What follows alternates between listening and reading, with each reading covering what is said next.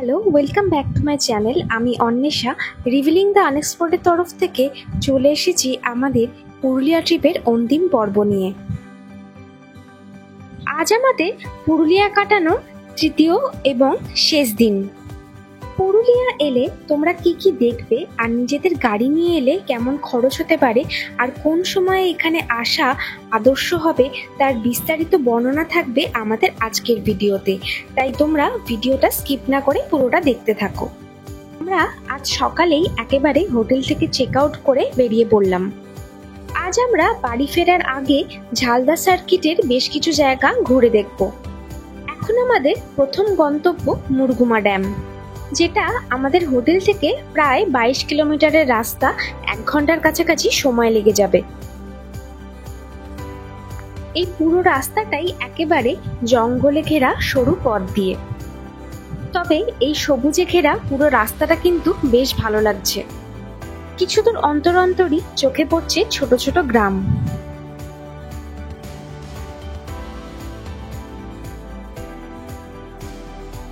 মাঝে যেতে যেতে কয়েক পশলা বৃষ্টি আরম্ভ হলো। এখন ওয়েদারটা কিন্তু বেশ ভালোই লাগছে, আর গরমও বেশ কম লাগছে।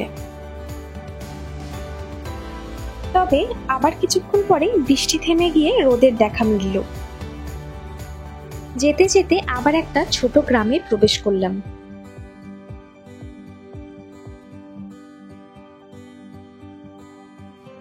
এবার আসি পুরুলিয়া আসার একেবারে আদর্শ সময় কোনটা সেটা নিয়ে।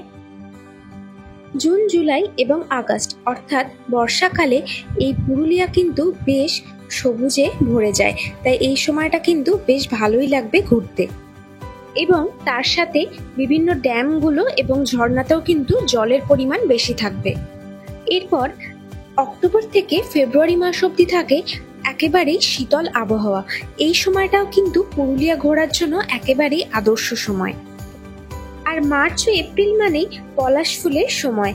এই পলাশ ফুল যেন পুরুলিয়ার সৌন্দর্যে আরও এক আলাদা মাত্রা এনে দেয়। বহু পর্যটক এই পলাশ ফুলের সৌন্দর্য দেখার জন্য এই সময় ভিড় করে থাকে পুরুলিয়ায়।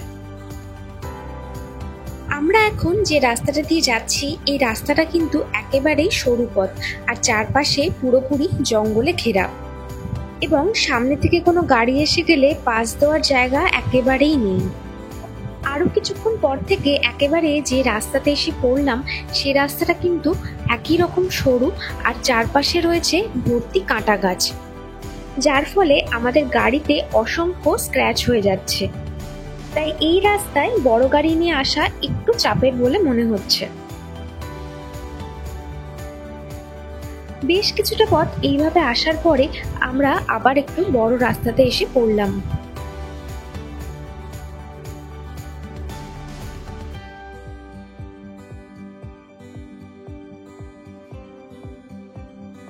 আর মুরগুমা যাবার শেষের কয়েক কিলোমিটার রাস্তা যেন একটু বেশি সুন্দর। আমাদের ভিডিওগুলো তোমাদের ভালো লাগলে অবশ্যই একটা লাইক, কমেন্ট আর শেয়ার করে দিও নিজেদের প্রিয়জনদের সাথে, আর সাবস্ক্রাইব করতে ভুলো না কিন্তু। অবশেষে আমরা এবার মুরগুমা ড্যাম দেখতে পাচ্ছি। আমরা এবার একেবারে ড্যামের পাশের রাস্তাটা দিয়ে চলেছি।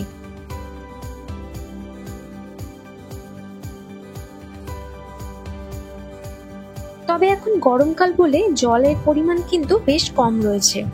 কংসাবতী নদীর শাখা নদী সাহারাজন নদীর ওপরে তৈরি এই মুরগুমা ড্যামটি। অযোধ্যা পাহাড়ের পাদদেশে এই মুরগুমা ড্যামকে ঘিরেই গড়ে উঠেছে মুরগুমা গ্রাম।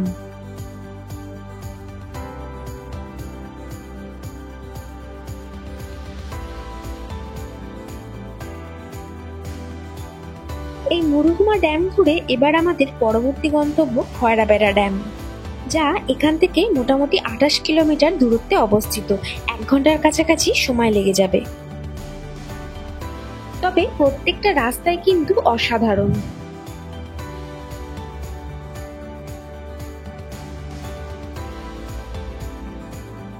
আর এখানে রয়েছে বেশ কিছু হোটেলও। আকাশে হালকা মেঘ আর সাথে এইরকম গ্রামের রাস্তা একেবারে মন ভরিয়ে দিচ্ছে।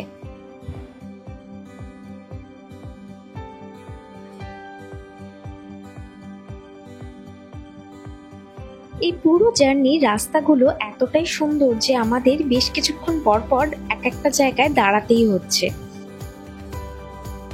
সেরকমই এখন এক বিস্তৃত মাঠ দেখে আমরা দাঁড়ালাম। গাড়ি পাশে দাঁড় করিয়ে আমরা কিছুটা হেঁটে ঘুরলাম।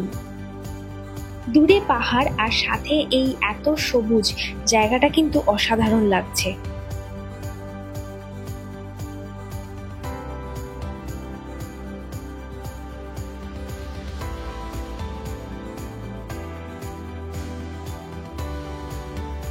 আর সাথে এইরকম মেগা রোদের খেলা চলছে।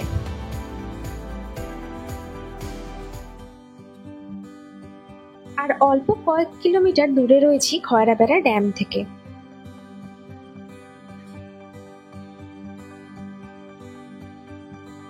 এই অরণ্যের পথ দিয়ে যেতে যেতে আমাদের চোখে পড়লো একটা ওয়াচ টাওয়ার।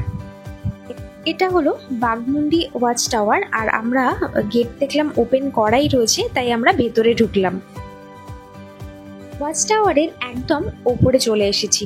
সেখান থেকে একটা অসাধারণ ভিউ পাচ্ছি আমরা। চারিদিকে যেদিকে তাকাচ্ছি শুধু সবুজে ঘেরা। গভীর অরণ্য আর সাথে পাহাড়ের ভিউ, এই জায়গাটা কিন্তু ভীষণ ভালো লাগলো আমাদের।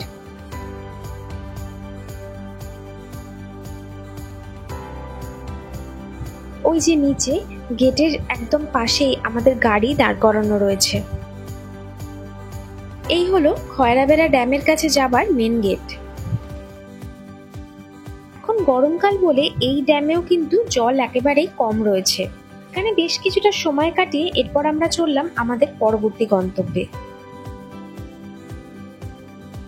আবার আমরা অযোধ্যা হিল রোডে এসে উঠলাম। এবার চললাম আমরা চড়িদা বা মুখোশ গ্রামের দিকে, যা এখান থেকে মোটামুটি 11 কিলোমিটারের রাস্তা, 8 ঘন্টার মধ্যে পৌঁছে যাব।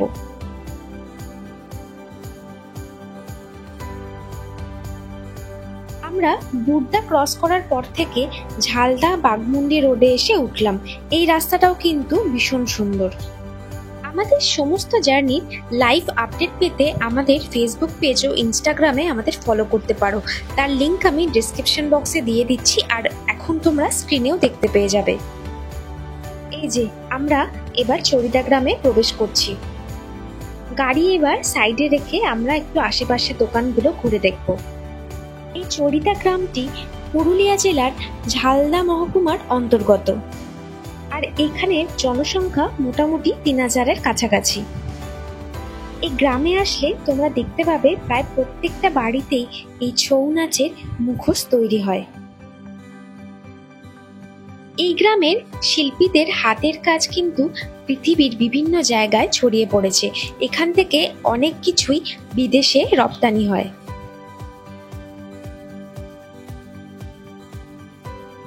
এবং দেখতে পাবে এখানকার শিল্পীদের অসাধারণ কিছু হাতের কাজ। চড়িদা গ্রামে জানুয়ারি ও ফেব্রুয়ারি মাসে একটি ছৌ নাচের উৎসব হয়, আর এই সময় তোমরা আসলে কিন্তু সেটাও দেখতে পাবে। এখানে তৈরি মুখোশগুলো দেখে সত্যি চোখ ফেরানো যাচ্ছে না। আর এখানকার এই কাজের কিছু নমুনা বাড়িতে না নিয়ে আসার লোভটা সামলাতেও পারবে না, তাই আমরাও নিয়ে নিলাম। আর এরপর চললাম আমাদের বাড়ির পথে। এখানে প্রত্যেকটি দোকান ঘুরে দেখতে দেখতে কিন্তু অনেকটা সময় কেটে যাবে।